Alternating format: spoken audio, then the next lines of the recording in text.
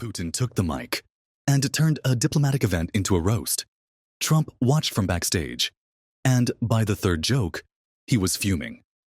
Within minutes, clips of the set were everywhere. Headlines called it the boldest insult in modern diplomacy. In this video, we're breaking down the jokes that hit hardest, Trump's meltdown afterward, and how the internet reacted in real time. So you'll see how one surreal comedy set flipped global politics on its head, and what it reveals about the power of performance in 2025. The announcement came during what appeared to be a standard diplomatic briefing from the Kremlin. Putin sat at his usual podium, addressing routine matters about trade agreements and regional partnerships. Then, without warning, he made a statement that caught every international observer off guard. He announced he would be delivering what he called honest observations about American leadership in a live comedy format. Later that evening, the diplomatic corps scrambled to understand whether this represented a new form of political commentary or an unprecedented breach of international protocol. Within hours, the Kremlin's main press room transformed into an impromptu comedy venue. Putin approached a simple microphone stand wearing his standard dark suit, maintaining the same composed expression he displayed during serious state addresses. The audience consisted of Russian journalists, foreign correspondents, and diplomatic staff who seemed uncertain about how to react to this unusual situation. Putin's opening line targeted Trump's social media presence with precision that surprised everyone in attendance. American leadership now operates through platforms originally designed for teenagers to share photos of their meals, he said, with complete deadpan delivery. The ambiguity about whether to laugh or remain silent created immediate tension. One foreign correspondent later described sitting frozen in his chair, unsure if he was witnessing history or a diplomatic disaster. The material escalated systematically from personal observations to pointed policy criticisms. Putin delivered a particularly cutting line about how world leaders had begun checking their phones at midnight, not for security alerts, but to see what new international crisis might emerge from Florida. His timing between setup and punchline demonstrated an understanding of comedic rhythm that nobody expected from a former KGB operative. Meanwhile, at Mar-a-Lago, Trump watched the live broadcast surrounded by advisors who appeared increasingly uncomfortable as the performance continued. Initial confusion about Putin's intentions shifted to visible anger as the jokes became more pointed. Advisors later described Trump's reaction as evolving from disbelief to frustration to outright fury over the course of 30 minutes. Putin's material progressed from personal jabs to sophisticated policy critiques, covering everything from classified document handling to social media algorithms influencing foreign policy decisions. His characteristic monotone delivery made every punchline land with unexpected force. The performance reached its peak when Putin addressed American democratic institutions directly, suggesting that American democracy had become so unpredictable that even Russian intelligence agencies struggled to keep up with constant policy changes. The final moments contained Putin's most devastating material. He concluded with a comment about how American political theater had become so dramatic that traditional enemies no longer needed to create propaganda because the material wrote itself. The line was delivered with Putin's signature pause, allowing the full impact to register with both the live audience and viewers worldwide. When Putin stepped away from the microphone, the room fell into complete silence. These details matter because they set the stage for understanding exactly how calculated this performance was and why the reaction would be so explosive. The performance had crossed traditional boundaries between entertainment and serious political commentary, creating something entirely new in the landscape of global communication. What happened next would prove that Putin had achieved exactly what he intended. The first reports of chaos at Mar-a-Lago emerged just 12 minutes after Putin's performance ended. Staff members described an immediate shift in atmosphere as Trump processed what had just occurred on live television. What followed was a progression from confusion to fury, to an unprecedented social media barrage that would break his own records for concentrated online activity. Within the first hour, multiple sources confirmed that Trump had begun making rapid phone calls to various contacts, demanding explanations for how such an event could occur without advance warning from intelligence agencies. The calls continued for over 2 hours as Trump sought both information and potential response strategies, with advisors describing the tone as more agitated than they had witnessed during previous political crises. Trump's social media response began within 45 minutes of the comedy performance ending. His first post appeared on Truth Social, followed by rapid-fire posting across multiple platforms. The frequency exceeded his previous records for concentrated social media activity, with new posts appearing every 3 to 7 minutes during the peak response period. This represented the fastest succession of posts he had ever made on any single topic. The content of these posts showed a clear escalation pattern. Early messages focused on diplomatic language, questioning the appropriateness of Putin's approach to international relations. However, the tone shifted dramatically within the first hour. Later posts contained increasingly personal attacks that abandoned typical political restraint. The language became more direct and confrontational with each subsequent message. What happens when a political figure accustomed to controlling the narrative suddenly finds himself on the defensive? The posts revealed Trump's inability to effectively counter satirical attacks through his usual communication methods. Unlike typical political disputes where he could respond with policy arguments or personal criticisms, the comedy format left him without his standard rhetorical tools. This limitation became apparent as his responses grew more scattered and less focused on specific rebuttals to Putin's material. Security personnel at the residence reportedly took additional precautions as the situation developed. Sources indicated that Secret Service agents had to intervene in discussions about potential immediate response options. Trump apparently demanded to know what retaliation measures were available, though specific details of these conversations were not disclosed. The security response suggests the level of agitation required professional management. Trump's reaction extended beyond social media to include demands for immediate television appearances and press conferences. Staff reportedly scrambled to arrange these opportunities while trying to manage his emotional state, with family members attempting damage control through their own coordinated messaging efforts that struggled to keep pace with his continued posting activity. The explosive nature of Trump's response created exactly the kind of content that social media algorithms amplify most effectively. Each angry post generated thousands of interactions within minutes, creating a feedback loop that encouraged continued posting. The complete breakdown of Trump's usual political restraint demonstrated what happens when traditional political figures face satirical attacks they cannot control through conventional means. This digital eruption was about to trigger something much larger than anyone anticipated. Social media platforms became instant battlegrounds for competing narratives. Twitter emerged as the primary arena where users created competing hashtags to frame the story. The tag number Putin roasts. Trump gained momentum first, accumulating millions of mentions in the first 6 hours, as supporters shared clips of Putin's best one-liners. The opposing hashtag #, comedy diplomacy, attracted users who viewed the incident as inappropriate interference in international relations.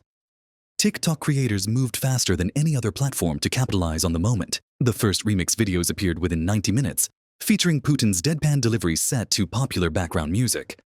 These creators isolated specific punchlines and paired them with reaction footage of Trump's angry social media posts. One creator's video showing Putin's joke about American democracy alongside Trump's furious response reached viral status with tens of millions of views in the first 8 hours. By morning, dozens of different remix versions had each surpassed 10 million views. Every major platform saw unique content forms emerge. Instagram became the home for visual storytelling with split-screen memes contrasting Putin's calm demeanor against screenshots of Trump's increasingly agitated posts. Facebook groups formed dedicated discussion spaces, while Reddit users created detailed analytical threads examining every aspect of Putin's performance. The speed of content creation demonstrated how quickly political moments transform into cultural phenomena. Sarah Martinez, a college student from Phoenix who rarely engaged with political content, found herself sharing a Putin meme with the caption, "When even world leaders are better at comedy than most comedians." Her post received over 50,000 shares, illustrating how the incident crossed traditional audience boundaries. Platform algorithms amplified the content because it generated strong emotional reactions from users across the political spectrum. Both supporters and critics engaged heavily with posts about the incident, creating the high interaction rates that social media algorithms prioritize. This amplification effect meant that content about Putin's performance appeared in feeds for users who had never shown interest in political news before. The international reach surprised many observers. Users from countries with limited connection to American or Russian politics began creating their own versions of memes about the incident. This global participation transformed what began as a bilateral political moment into a worldwide cultural conversation about political communication and satirical commentary. The digital response revealed how traditional boundaries between news and entertainment disappear. When political events become meme-worthy content, Professional news outlets found themselves competing with individual content creators who could produce shareable material faster than traditional media organizations. This shift in information distribution represents a fundamental change in how political stories reach public audiences and shape public opinion in the digital age. The viral explosion created an unexpected challenge that would test every major news organization's ability to adapt to unprecedented circumstances. Traditional newsrooms suddenly faced a dilemma. Treat this as hard news or entertainment. News producers across major networks found themselves facing a problem they had never encountered before. How do you cover an international political event that happens to be a comedy routine? The standard playbook for diplomatic incidents did not include guidelines for analyzing joke timing and punchline delivery. CNN made the unusual decision to bring comedy writers onto their political panels. The network paired veteran international affairs analysts with stand-up comedy experts to discuss Putin's performance. Viewers saw analysts debating punchlines alongside geopolitics as former State Department officials found themselves discussing Russian foreign policy with comedy club owners who critiqued Putin's use of pauses for comedic effect. Fox News struggled to dismiss jokes that even Trump supporters found accurate, while MSNBC inadvertently became a distribution channel for Putin's material by showing extended clips during their serious political analysis segments. Fox hosts found themselves in the unusual position of attacking a comedy routine while defending against points that resonated with parts of their own audience.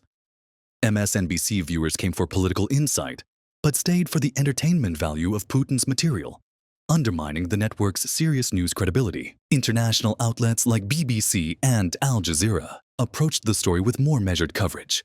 These networks focused primarily on the diplomatic protocol violations and potential impacts on international relations. They showed brief clips of the performance but spent more time interviewing diplomatic experts about precedent and proper channels for political communication. Late-night talk shows suddenly found themselves in the unexpected position of being primary news sources. Comedy programs outpaced news networks in decoding the satire because their hosts and writers were better equipped to analyze comedic material than traditional news anchors.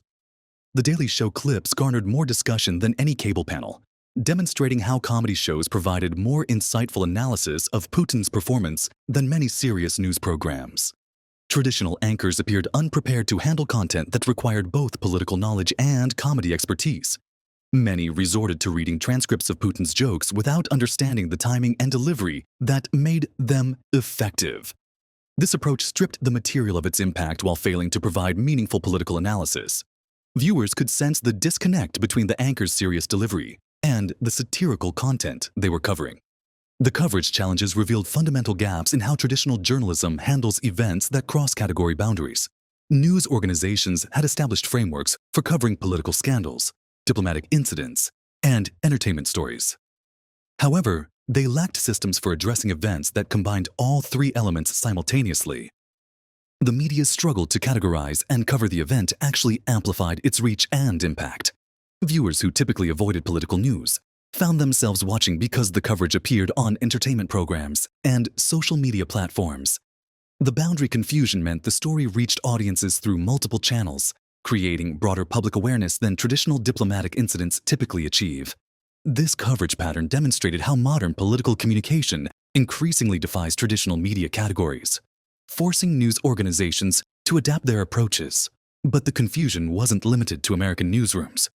Around the world, diplomatic offices were discovering that traditional protocols offered no guidance for responding to international comedy battles. The unprecedented diplomatic fallout forced governments worldwide to navigate uncharted territory. Career diplomats found themselves searching for historical precedents that simply did not exist, requiring responses that acknowledged the event without legitimizing comedy as a diplomatic tool. European Union officials spent hours crafting statements that avoided taking sides while expressing concern about diplomatic norms. Their final statement emphasized the importance of maintaining respectful dialogue between nations through established channels. The carefully worded response avoided mentioning either leader by name while calling for a return to traditional diplomatic communication methods. Behind closed doors, NATO allies expressed more candid reactions. Several European officials privately admitted relief that someone had finally articulated criticisms of Trump's leadership style that they could not voice publicly themselves.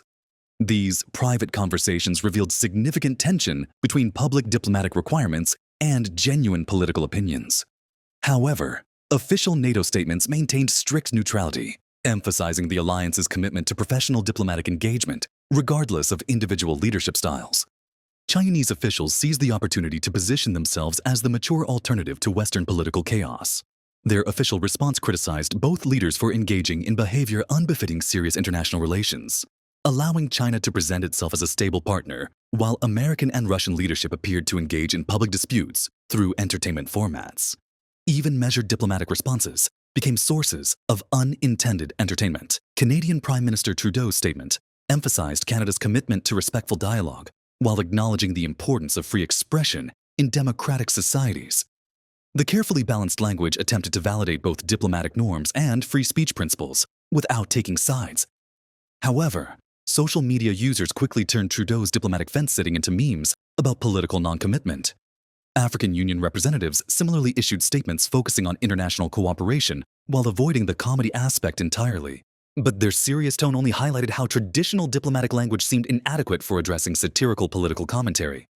The variety of international responses revealed how different political cultures approach unexpected diplomatic situations.